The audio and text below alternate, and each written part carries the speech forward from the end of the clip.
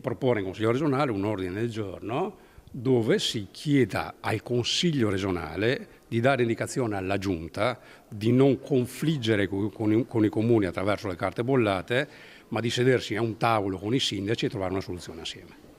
Esordiva così Flavio Tosi lo scorso marzo al vertice sulla Via del Mare con i sindaci e le segreterie di partito regionali e provinciali riuniti nella sala consigliare del comune di Silea, occasione di confronto organizzato dall'amministrazione per ribadire la compattezza dei cosiddetti sindaci ribelli sul progetto e dove il coordinatore di Forza Italia aveva chiesto che la regione aprisse finalmente un dialogo diretto con tutti i comuni interessati. Sferzata rivolta alla Lega e più direttamente al governatore Luca Zaia e alla vice Elisa De Berti e su cui l'Azzurro torna a rincarare la dose all'indomani della bocciatura della mozione presentata dai consiglieri regionali forzisti, che chiedeva di avviare un tavolo di concertazione con i comuni e le associazioni di categoria interessate dall'infrastruttura. Sulla Via del Mare, Zaia e De Berti hanno chiuso il dialogo con i sindaci dei territori, dice Tosi, un atteggiamento ottuso e arrogante. I sindaci, continua il forzista, chiedono un confronto con la regione sulle opere compensative, sulle tariffe per i residenti e sul piano economico-finanziario che ad oggi fa acqua da tutte le parti.